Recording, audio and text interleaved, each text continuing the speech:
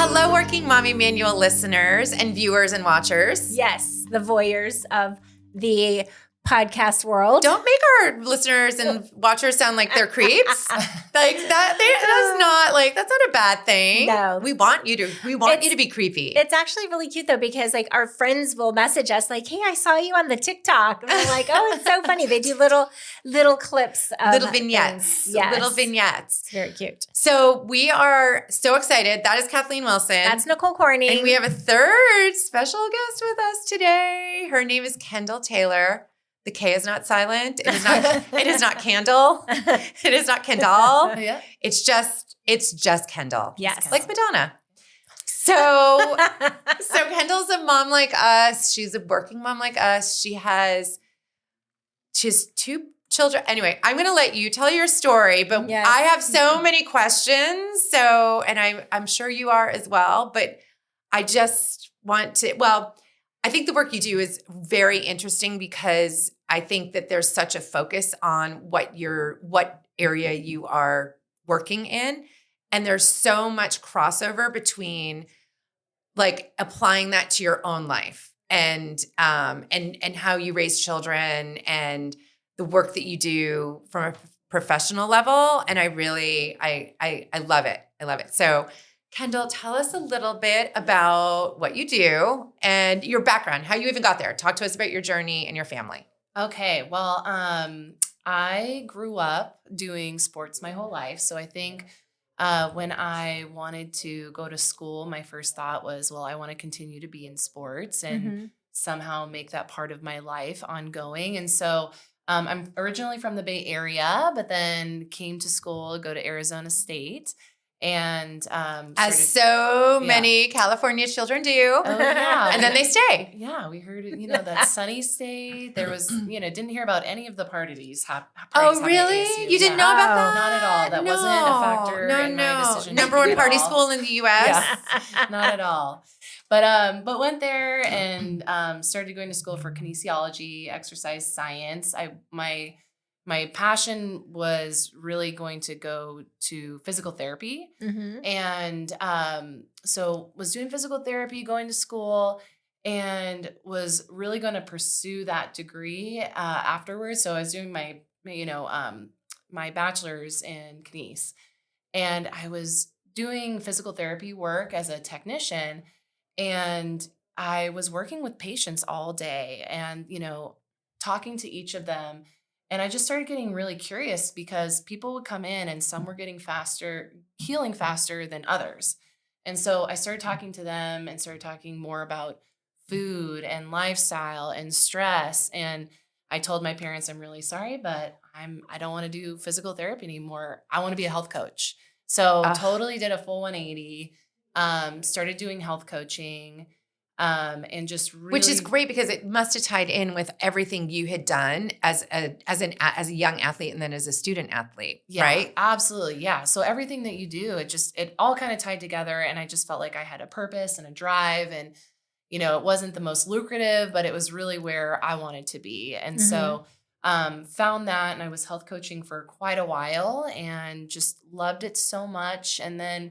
So what does a health coach do? I know I'm like, can I ask a quick question first? Yeah. Going back. I told you weren't going to get through everything. I know. I'm like, okay. Please just tell us all about yourself, but we will probably interrupt you. So what were you noticing between people who were healing faster and who weren't healing faster? What made that determination? The food that they were eating was a big one. Mm-hmm. The stress, and I would say also the support that they had was a big one. If they didn't have a community behind them, I can't tell you how much that played a factor into recovery. Wow, isn't that just so amazing? It is like the mind over matter, like making sure that you've got that healthy balance. But it reminds me a lot of, you've probably heard of Blue Zones, right? Yes, I'm on the Blue Zones committee right now. You Scottsdale. are okay. Okay. Explain. I'm sorry, we are already off track. Yeah, but can you tell people what Blue Zones are? Because some people don't know. Yeah. So Blue Zones are areas around the world that have the lowest disease rate and the highest concentration of centenarians, or people living over 100. Mm-hmm. And so obviously this is where curiosity comes in for all scientists and healthcare providers. what are they doing? What's going on within these people? How do we take what they're doing and bring it into other communities to help people lead? Oh, longer, I have healthier heard lives? of this. Yeah. So it's all, well, and it's, Yes. I'm in an organization here called the Women's Collective, and we do an annual night run. We just had ours on Saturday, Oh, and fun. Blue Zone, Scottsdale was there. Oh, Because because Scottsdale is trying to become a blue zone. Now, I have some thoughts about why we might not be able to, and it has to do with the climate. But we can do all the other things. So can you share? Well, and when you're talking about why people healed faster, that totally aligns with all the blue zone, right? Like that. So what are usually the things that are happening in these blue zones? Community is absolutely number one. Which is insane to me. Yes. It's not like, oh, everyone's a triathlete. It's like, no, everyone is involved in the community and there's intergenerational connection, Mm-hmm. Yeah. right? People aren't just like sitting in their houses watching TV rotting. Like they're part of the community. There's involvement, engagement. Right. Yeah, my favorite one is Okinawa, Japan, Mhm. because they grow up within a group of women and they stay within that circle their whole lives. So they just stay within this group their whole lives. They drink a little bit of sake, so Yeah. that's great too. Yes, girl, know, get it. Yeah, and when they sit down, they sit all the way on the floor and they sit all the way back up. So it's like their range of motion is there. That They've is got their huge. community, they've got their Mhm. laughter, they've got that's my Yes. favorite group if you had to ask me out of all the groups with the Blue Zone. So. That's I interesting. love it. We should have sat on the floor for this one. Oh, that would've been awesome. We would have had to take our heels off. Yes. Man. Sometimes I have my crew at lunch. I have them sit down on the floor and we all just kind of sit down, hang out, and that's where we eat our lunch. No, Oh my gosh. I think that's do you think great. we could do that in our office? I don't know. It's I don't know. too much. Yeah. Okay, so back to you. Okay, so that was kind of in a microcosm, the feedback you were getting anecdotally from the patients that you were working with. It changed the course of your studies and your life. Yeah. You became a health coach, which I want to get into too, because I think that's fascinating. And so when did you start a family? Like when did you? So that's what kind of led me to my next career, because I love the health coaching, but part of that I was doing a lot of traveling and doing on-site events. So I was going just kind of all over the US to do on-site events, talk to people, biometrics, blood pressure Yes. screenings, which was Great. so much fun. I loved it. It was really perfect for my 20s. But, I met my husband when I was 20, 21. And then by the time, we were 28, we're like, okay, I think I want to start thinking about a family, and I Right. don't really want to travel Right. a lot or as much as I am now. It was super fun, but ready for that next path. And Yeah. then I found the job that I'm at currently and decided to pursue that. And it's basically doing very similar things, but for a larger group of people, which I'm very passionate about because it's for public sector employees, doing health and wellness programs for them. Mm-hmm. But it was all local, so I got to stay here, and that's kind of what shifted me into the next era of my life, is the company that I'm at now, which has been really amazing. And then how old are your children? My 9-year-old just turned 10 on Sunday. Oh, double digits. I know, fun. it's crazy. And then I have a 6-year-old who'll be 7 soon. So. Oh. That's when they still loved. That is when they still love you. I know, because Yes. we have. You should listen to our teen hole 20-year-old. episode. Yes. Or don't, because you Yes. still love them. Yeah. Yeah. Okay, one Program thing. too. Can you just move that a little closer to you so you're like There you almost go. making out with it? I know. It's very intimate and weird, and you Yeah. have to just ignore it. Better. Okay. It's anyway. So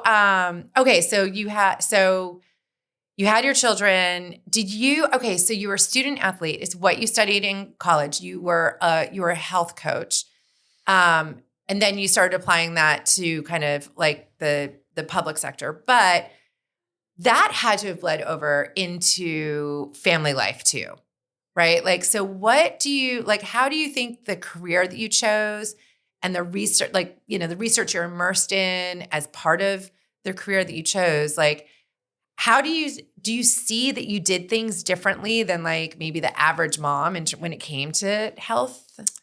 Yeah, absolutely. I think I'm not saying you're better, but I feel like you might be better at it than most of us. Well, I think we all are, I think we all are there. It's just, I think part of the position that I'm in and the data I get to see every day is I feel okay about challenging the status quo as it relates to healthcare and what you should be doing and what we're told to do. I think, being your own health advocate and knowing that I want to take the most of my time with a physician when I see them. I want to ask questions. It's my health. I want to push them. I want to ask more. I know what I should feel like. And if I'm not feeling like that, I want them to help me get there.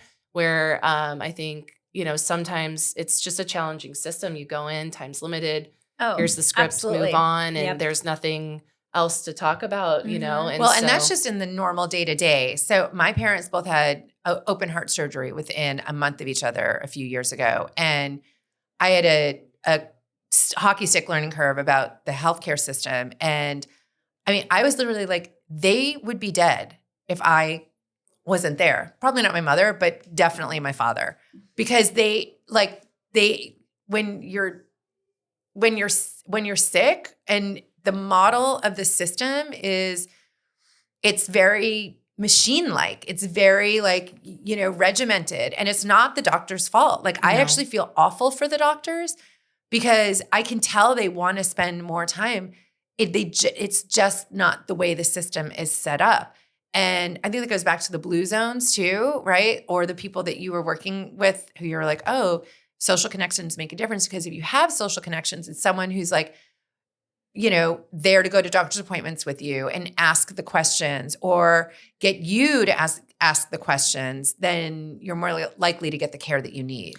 Well, I think that's really important. Also, it's interesting because Dale will come to me with That's me. her husband. Oh, sorry. Yes, my husband. In case you haven't heard the podcast before. I know. And he'll come with me to doctor's appointments. I had my veins looked at, and he came with me because I'm like, will you just come with me? I can do it by myself. I don't need to, but it's nice to have you hear what they're saying so that we can compare notes at the end to make sure I understand what is happening. And he has different questions than I have also. So yeah, it's important. Yeah.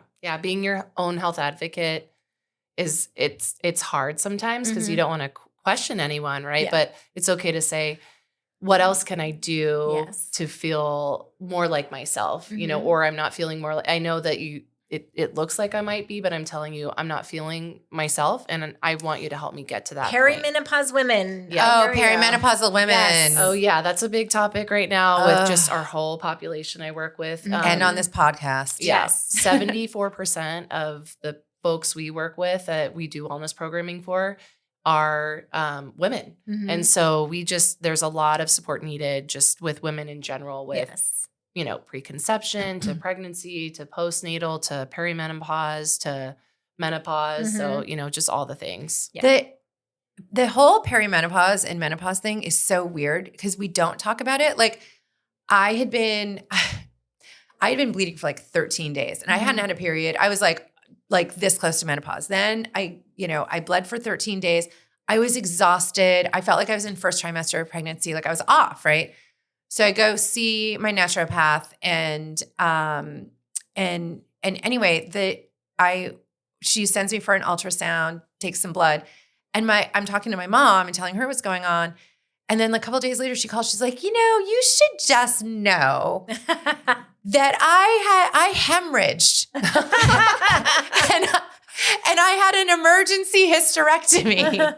Maybe let your doctor know that. I'm like, or maybe have told me a while ago. Yeah. Maybe just brought it up in conversation so I could be aware of it, because maybe I wouldn't have let it get to day 13. Yes. Maybe by day 5 I would have been like, well, this is real weird because this age. They just didn't, mothers of that generation did not share information. My mom passed when she was young. We never talked about when she went through menopause. So you don't even know. I don't know. And so now my doctor's like, so when did your mom go through menopause? I'm like, good question. We never talked about it. I don't know. So take my blood and let's figure this out. Oh man. Yeah. It's wild. But back to the social connections and having people in your corner and advocating for you. I think I think it not only makes you feel supported, helps you probably from a spiritual standpoint and a mental standpoint, but logistically, you do need someone there because when you're sick, you're not at your best.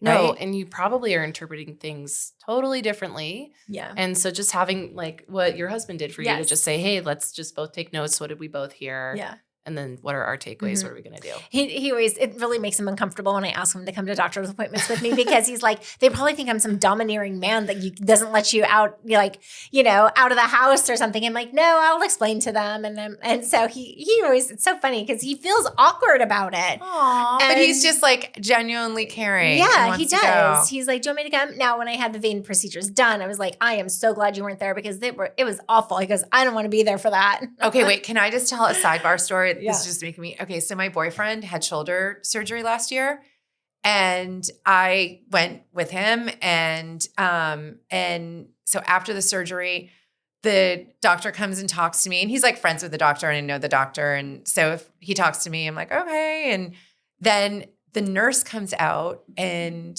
I forget how it went, but she was basically like, so he's your boyfriend? I'm like, uh-huh. And she's like, he cannot make any legally binding decisions for the next 24 hours. And I was like, you're like, okay. I'm like, all right, Nurse Ratchet, I got it. Like, but she said it to me like 3 times. And I'm like, honey, come on. Yeah. You're like, I'm not going to wheel him in somewhere and be like, sign away went to your Vegas. stuff. Congratulations, we're married. Isn't that wild? It was so wild. So, okay. So you have children, you have younger children. Yep. So what kind of differences did you see in kind of the decisions you made? Were there differences around eating? Were there differences around sleeping? Were there differences around screen time? Like what were the things that because of what you do, you were like, oh, I know better and I'm going to do better? Yeah, that's a good question. I think food was definitely a big one for us, trying to eat whole food as early as we could. Okay, I need to ask you, yeah, where do you come down on sugar? Well, I think it's the devil. So. I know. It is. So all these younger kids hate how old are you? I'll be 40 next month. Oh my God. You look amazing. Yes, she looks like she's 21 years old. Yes. So, so it's probably all the whole food you're eating and the emotional support you're getting from the people who are involved with My you. community, gotta have it. But so, okay. So my brother will not feed his daughter. Like they basically don't feed their daughter any sugar. Mm-hmm.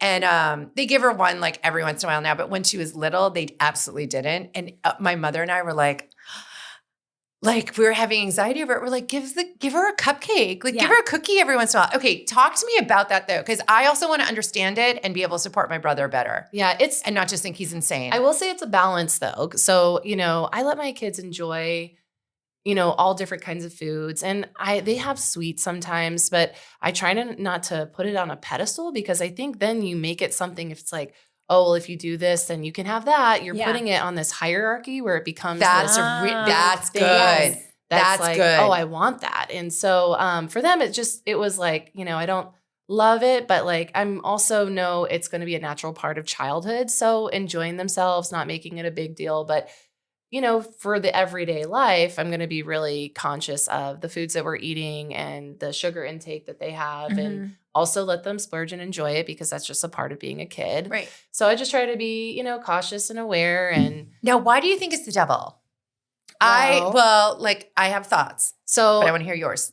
Sugar just as a whole has become just in so much of our food now. Yeah. And if we look at just the state of healthcare, the last thing that I looked at is about in 2023, we spent about $4.8 trillion on healthcare. 90% of that was for chronic disease. When we look at what causes and creates a lot of the systemic chronic disease is systemic inflation. Yes, and so girl, when you look at chronic disease and you look at just, what is, we say kind of, what is sown with that same string, it's inflammation. Right. Yes. And sugar really can create a lot of inflammation in the body. And so it's just going to exacerbate and cancer feeds off of it. Yes. I mean, yes, but the inflammation thing, and especially for women, because most autoimmune diseases, like women are disproportionately suffering from autoimmune disorders. And that's typically tied back to inflammation. Yeah. So it's inflammation, and it can be a big source of it. It's in a lot of the processed foods that we're eating. I'm all the about added sugar. It's the added sugar. It's like, okay, if you're going to get sugar through carbs and veggies and fruit, and like, that's not, for me, it's just the added That's sugars. natural sugar, right? Yeah. So how did you, so my sister-in-law, like she made these cookies that were so, and I love my sister-in-law. She made these cookies that were so terrible. They had no sugar in them that they are still like, our family still is like horrified. My Italian cousin took one of the cookies. She was like,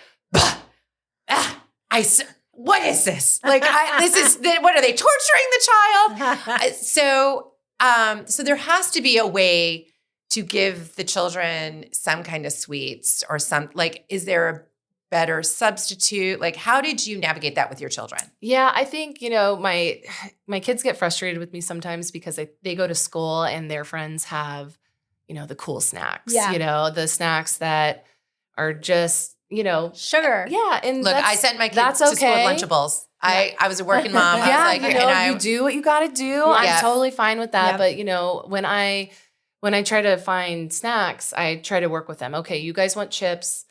How about these kinds of chips? Yeah. Or like, you guys want a fruit roll up? How about these fruit roll ups? They're, organic or whatever, so I'm just trying to find something in the middle. And that's not to say, Halloween just happened. They ate candy. Right. Yeah. Right.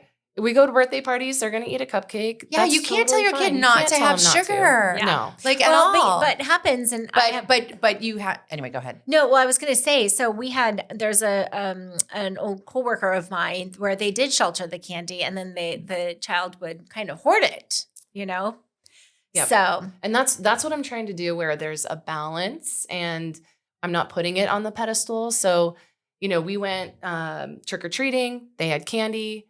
I put it in a bag, we put it up away, and they are like, don't really care if they have some or they don't. If it's there, cool. Mm-hmm. So I'm still trying to find the balance. I'm not saying I'm doing anything perfect by any means, but it's working for us so far. Well, and that's the thing. Like, there is no perfect answer because every family's different. Every child's different. Every family dynamic is different. But it's just like, what have you done? Like, you're an expert in this. Like, so what did you do with your actual children? Right. Yeah. Like, how did you find the things that worked for you? Okay. What kind of candy did you give out at Halloween? Well, girl, I can tell from that look. You gave out terrible candy. You got Reese's Pieces or Reese's Cups or Twix bars. What did you give out? Well, I gave out the kind of candy that I like, just in case there's extra. If you gave out raisins, I'm going to have to ask you to leave. No. Sweet. I got like sweet tart ropes. And, okay. the kids if I'm going to give it out, I'll make it some good stuff. See, all right. So I learned, like, I'm not a huge sugar person. Like, I won't eat, my kids would eat some of the sweet tart, sweet roll, the ropes, the nerd ropes, stuff like favorite. that. Oh yeah. I can't eat it. It's just too sugar for me. But I would give the kids like chocolate. Like, I would give them chocolate because they were like, that's supposed to have been better than just straight sugar nerds, whatever. That's okay. Is dark chocolate, like, where are you coming in on dark chocolate? Are we fooling ourselves by saying it's better than like milk chocolate or? Yeah, I think it's better. You do. I don't really love it. So yeah. Well, no, we all, isn't it funny how we all have our like our type of treats that we like our type of sugar that we like? Yeah, I think if I'm going to have sugar, it's going to be in the form of a glass of wine. Yes. So, yes, you've come to the right place. Yes. That's more where I sit. Okay, so what about screen time with the kids? Does that come into it at all? Like, what did you do for screen time? We, during the week, we just say no screen time. We'll let them watch a little bit when they get home to kind of decompress. Yes. But we don't give them the tablets during the week. They can have it during the weekends, and they get to play video games on the weekends. But we kind of make it more of like a weekend activity. Oh my God. My kids were glued to theirs. It was awful. I should have done a better job. So what do they do?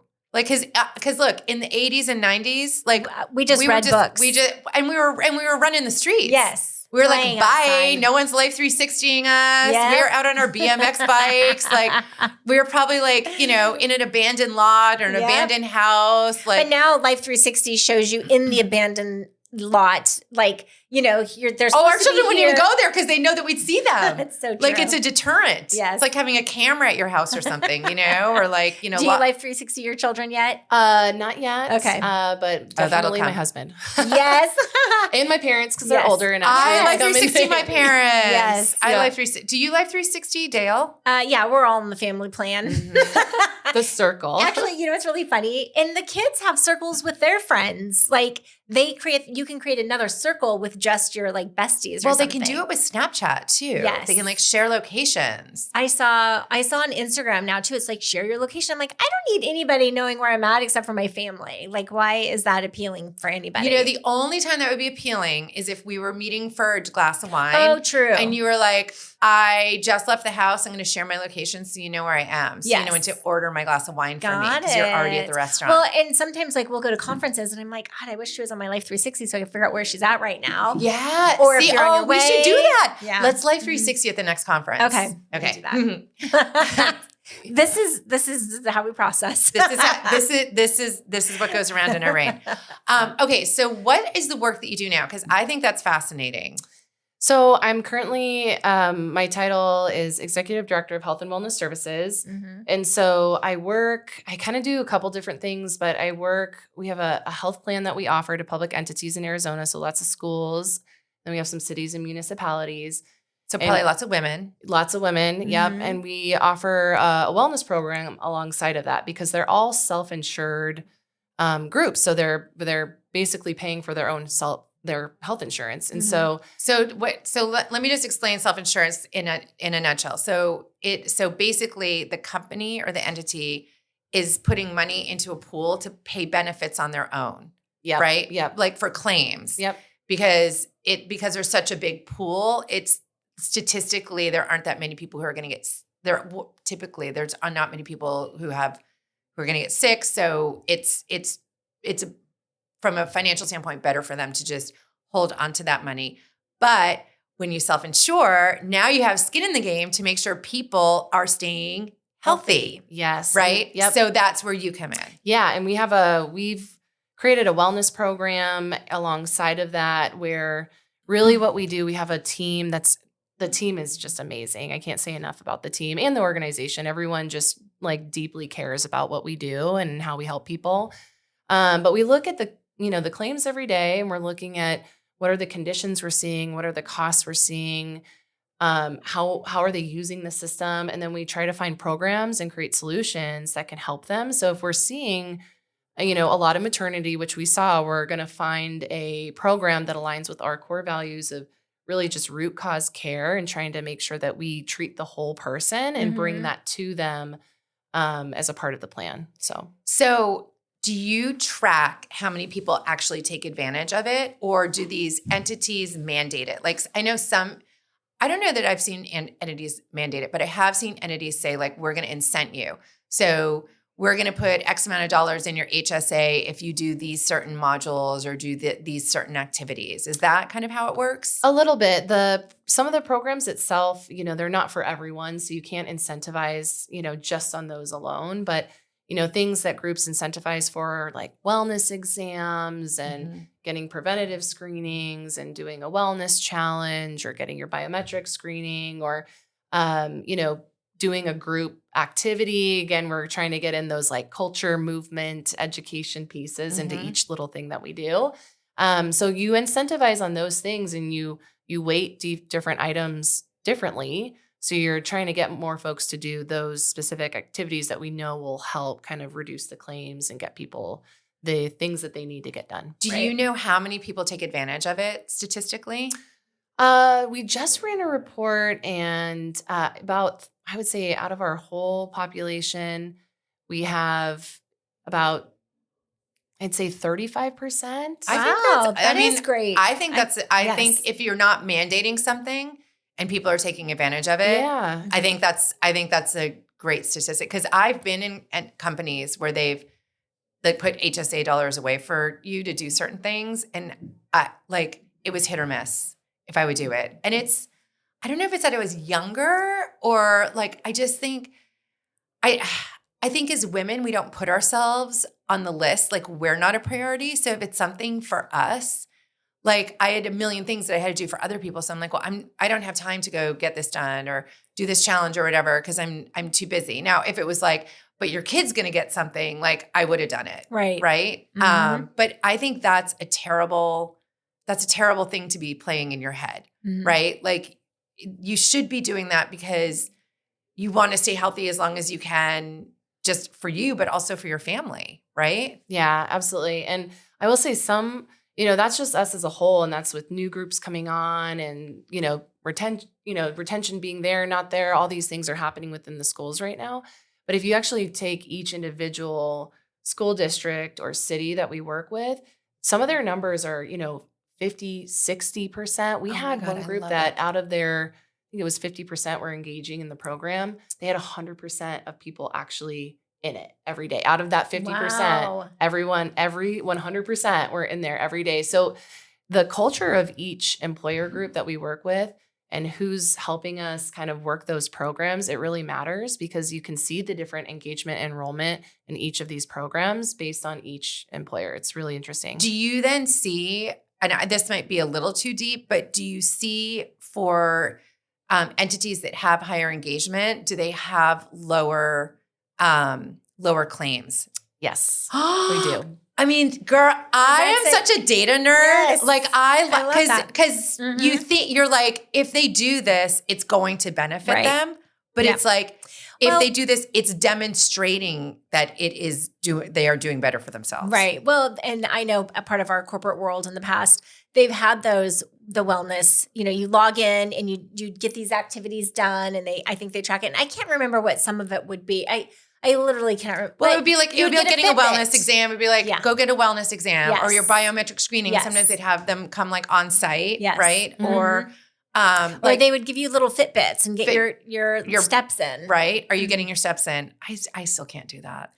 Sometimes I can. On yesterday at our client event, I think I had like 8,000 steps in. God. Yesterday was, Yes. yeah, that's another reason. So this Monday, that's why this Monday is so hard. Yes. Because we worked all day yesterday. Yes. And we were on. You're talking to everybody and they want to talk, and I felt so bad. People are like. We had our client event. We have a big barbecue every year. Yes. Or we have a big like outdoor event. Yes. A band and chatting and food open catered. bar. Yeah, yes. It's fun. Really fun. But yeah, you're on and you're talking to everybody. And someone said, I wish you would have spent some more time. I wish I would have spent more time with you. And I'm like, oh my gosh, you would go from person to person to person. And I still didn't talk to everybody. I didn't either. Okay. So that is really powerful that you can actually show the link between if you're just doing these, and they're kind of basic things. Like, so walk us through, like, what are the things people have to do? I think you already asked that, but I'm asking it again. Yeah. So so wellness exams, preventative cancer screenings, steps, movement, challenges that don't have to be movement-based, biometric screens. There's so many things going to a health fair. And so I think the goal that how we've tried to create this whole program is that everyone's on their own health journey. Mm-hmm. And what you're focusing on this year is going to be different and unique to you. And I'm not one to say that here's the 5 things you have to do to complete your program.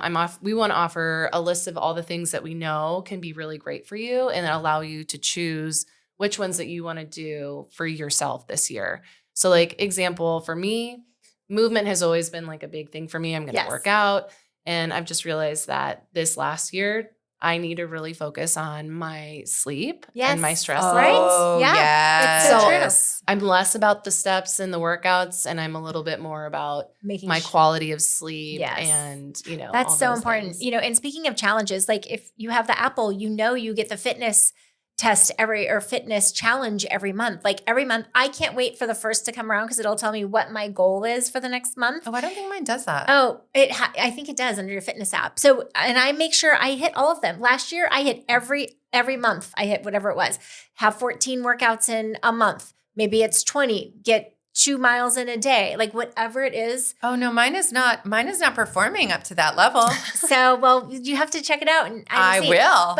And so like this month I have to walk 2.79 miles at least 14 days. And that's the goal. Now I made it yesterday, but I'm not going to get it done today. After we leave here, I have work to do. So I'm going to go home and log in, but I love those challenges because each month it's something different. And sometimes like if I have a really bad month, my next month will be like, you just have to work out 6 times. I was like, oh Lord, that was a bad month last month. So I make sure I exceed that. Do they say like, you just have to work out 6 times, loser? I know. No, sometimes they'll say the day you've like take a 30-minute brisk walk. And I'm like, it's 10 p.m. I'm not going to walk anywhere right now. You know? Or it's August in Arizona. I ain't walking anywhere. That's not happening. That's exactly it. But I thrive for those challenges. I love any kind of a challenge. So yeah, I know. And I look like at your watch. I have to be connected to somebody, like any friend on a device that's doing that because I'm really competitive. Yes. So I need to see how I'm doing compared to others. So my friend and I were both on the Oura Ring. Yes. And so we will look at each other's scores and we're like, girl, what did you do last night? Your sleep score was awful. And so we'll check in with each other. And so,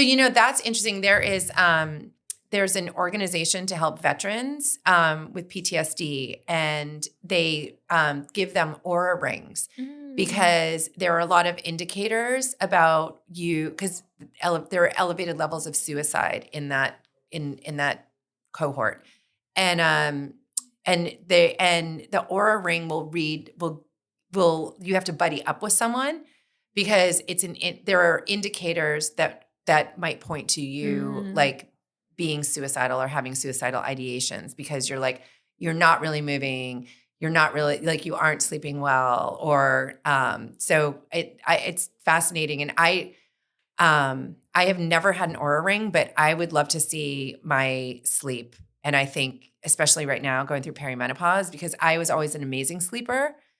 And that has not been the case lately. No, mine either. Same. Like last night I was up at 1 and 2 and 3 and 4 and I get up at 5:30.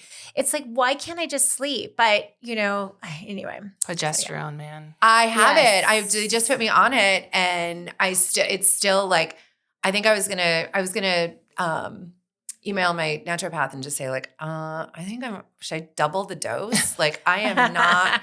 Because I'm doing the same thing. I'm waking up like every 2 to 3 hours, and I'll go right back to sleep. Right.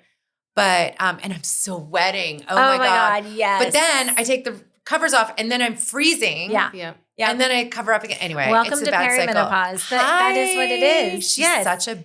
She is. So I just saw my doctor at the beginning of October, and we did the whole labs. We looked at everything, and then she was like, "Okay, your estrogen's like." It's supposed to be between like 40 and 100 at our age, And so she's like, and you're a 7. And I was like, that's really bad. So you're like, I'm not a doctor. No. Sounds bad though. Yes. And so she's like, all right, so you have a choice because you have low testosterone too. Which do you want to start with first? I go, I want to get rid of these hot flashes. Like, so we're on the estrogen patch just to start, we're only like, a month into it. I'm still having some of my fun night sweats. But I'm feeling better. I'm at least feeling like a little better and not so exhausted all the time. So then I'm excited to see December, she wants to start like a little baby dose of testosterone. And I've been working out and we try to eat well, and it's like nothing is happening. Nothing is moving. I just turned 50 this year. So it is like full-fledged on. So we'll see how that goes. But that goes back. So it's interesting because I was before the podcast, I was thinking about questions to ask you, and I was gonna ask you like, what do you think is the one thing, like if you have a wellness program, what's the one thing you should be doing? And do you have an answer for that? I don't necessarily, because I think everyone is so different, but I can just say that if you don't have quality sleep, I think everything else is a lot harder to do. Yeah. Yes. So I'm just a really big proponent of sleep and sleep quality and how that impacts your day. It's really interesting because I just for test run last year, I wore a continuous glucose monitor. Oh, yeah. I've been wanting to do that. I just wanted to see what foods impacts me, what's happening in my body. And it was I think everyone needs to wear it for like a month. Like everyone just go out, get it. Because you can see your sugar spike or I had a friend do that, and her glucose was spiking at night. Yeah. Like she was like, that is so random. Like she was like asleep and it was spiking, which is random. It's so interesting. And what I found is that if I got really bad sleep, my blood sugar was so much more sensitive the next day. Oh. And that's really what was making it fly up and down. And so that's kind of the pattern that I saw. And so I think between sleep and stress, I feel like I saw more of a difference in how it was impacted with those two things, even more so than food. Wow. That is so interesting. Where do you get a glucose monitor, a continuous glucose monitor? So there's a lot of different apps that you can go and just get them. And, lots of different companies have them. You can also go to your doctor and they can write a script for it and you can pick it up at your, Fry's. The Oura Ring actually connects with continuous glucose monitors also. I haven't ordered them yet, but I'm like pretty close to ordering them. I'm going to see how it goes. Oh. Connect everything back. Right. That is cool. What about Amazon? What about if can you get it on Amazon? I don't think so. I haven't looked on the Amazon storefront yet though, but I wouldn't be surprised if you could at this rate. Because if it doesn't come from Amazon, it doesn't happen in my life. So just I had to ask. And and Jeff Bezos is evil. Oh my gosh. He's almost as evil as sugar. You should see the kids, they're not allowed just to order things out, but they will put stuff into the cart, which I really love. Here's my mom hack because the holidays are coming. Because we save it all for later. And now with the holidays coming, then we'll go back through the cart and we're like, oh, they wanted this or whatever. And then you're like, there's some instant gift ideas. Ooh, that's smart. I like that. Mm-hmm. That's smart. Mm-hmm. Okay, so we're coming up on time. If there's one thing takeaway that you want to leave the audience with, is it the sleep thing? Is it maybe find out if you have any kind of wellness program at your company, or if you do have one, engage in it. What's your best idea? I would just say that's so hard because I feel like I could talk health and wellness all day. Yes. I think it's just really figuring out what you as an individual need to do. There's so many different resources out there. There's resources probably within the insurance that you currently have. There's resources available within the community. There's just so many things there to help you. And I think everyone just needs to really, as I know New Year's is coming up and those goals are coming up, but make a really realistic goal with yourself that you know you can do for your own health, whether that's just 5 minutes in the morning to yourself. Right. That's it. But I think just trying to find something that you can do for yourself, because we've lost that. We're just, especially as moms, right? We're just thinking about other people and what we can do and on to the next. And all of a sudden the day's over and I've done absolutely nothing for myself. And all you want to do is crawl into bed. Yes. Oh, and you're do I need to take my mascara off? I know. Well, do I need to wash my face? I'll tell my husband, I'm like, I know it's only 7:45, but I've got to go to bed. I am exhausted. And he's like, go, it's fine. But I get up early too. But so I used to get up in the morning, work out in the morning, and I would go to my gym classes, but have full packed day working in between all of that. And then this year's been a really tough year for me. I finally gave myself grace. I'm like, you do not have to get up at 4:30 and get on your treadmill every single day. Enough of that. Even if you're if I'm wake up in the morning and I'll do groceries, I'll put a bunch of stuff in the grocery cart so that I know meal prep or whatever, still being organized is still not fun, but it helps me anyway. So I did. I'm to myself, I'm you need to get back to that. But I'm do I need to? Because I'm already pushing myself so much, I feel. It's interesting. And this could be my mom hack, is that I did the same. So I always used to work out in the morning because I was a runner. And now I've started doing Pilates and taking classes. And now I schedule it at the end of my day because it forces me to leave the office. That's great. Now, I still That's take my laptop home and then I'll get on and just make sure, things are taken care of. But it forces me to leave. So it's like a twofer, right? Yeah. So that's great. And I do the same thing. I had to take the last month off because I was having my vein procedures. But now I'm I put on my calendar, you're leaving at 4 today. We get in early. You're leaving today so you can get to your 4:30 class. And it's the best. I love it so much. That is a great class. Yeah. That's awesome. Mm-hmm. Well, thank you for coming in and sharing and just giving us perspective of how to, realistically integrate some of this into our lives, into our children's lives.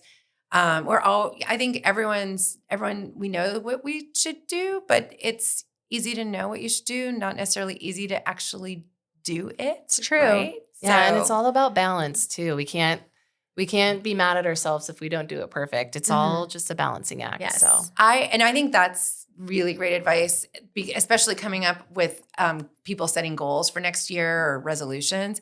It's just have forward progress. It doesn't have to be this perfect attainment of the absolute perfect goal. Mm-hmm. It can just be moving yourself forward. That's good enough. Right? Yeah. Yeah. I think last year my goal was better quality sleep. And I was talking to my health coach because I love health coaches so much. And she said, well, what do you do to unwind? And I said, honestly, I like to watch trashy TV at night. I like reality TV. Love it. Love And it. she said, do me a favor. I don't want to tell you not to do that because that's your thing, right? Yeah. You enjoy it too. So definitely don't take it out. But can you get these glasses that you wear at night that block the blue light to help Oh. get better quality Yeah. sleep? So I go, awesome. I could totally do that. Mhm. It doesn't change anything. Right. I put them on and it's definitely helped with my sleep at night. And so, The blue light is a thing. yeah. You might need some blue blockers. So that's I my mom know. hack, blue light. I love Okay. that. Yeah. I like All it. right. Wear it at night, especially if you like to watch TV at the end of the night. like Okay. I Trashy do. TV is the best. Yes. It really is. I do enjoy it as well. I used to watch Real Housewives. Oh, I was a Kardashian fan. I would do laundry and watch I the still Kardashians. like the Kardashians. I don't care. Mhm. I don't care. Yeah. I really don't. I think those girls It's are all just brilliant. interesting. It's just interesting. It's Yeah. It's so just a fun different to watch. lifestyle. I No, know. and if you buy into all of that and you think that that's real, that's on you. That's not on Right. them, Right. right? They're just putting content out. Mm-hmm. Yeah. Anyway, okay. Well, you are amazing. Thank you Thanks for all of the having me. insight. Yes, this was Do you fun. think you have one good thing to share before we go? Because we can go. You got one? I have one. Okay. I thought about We it. just like to end on a positive note because sometimes these can get heavy. Catherine's Yeah. a crier. Oh, So yeah. I get like birthday paralysis because all of my kids have birthdays all at the November, December, my birthday. And Yeah. so I was so worried about my, 10-year-old's birthday, but we did it this weekend. It was so much fun. I'm so happy about it. And so we had a really good birthday and my kid turned 10. So Is I'm- that so funny? Aw. So my daughter and we're the same like that. Excuse me, I cannot speak.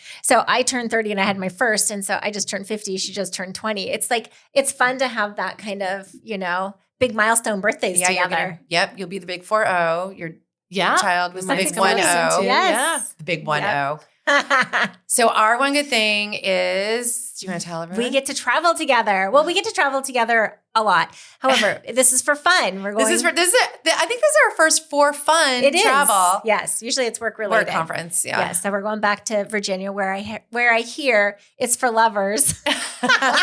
She was playing that Kenny Chesney song on the way down. I'm like cracking herself up. I'm like, okay, Virginia, it's for lovers.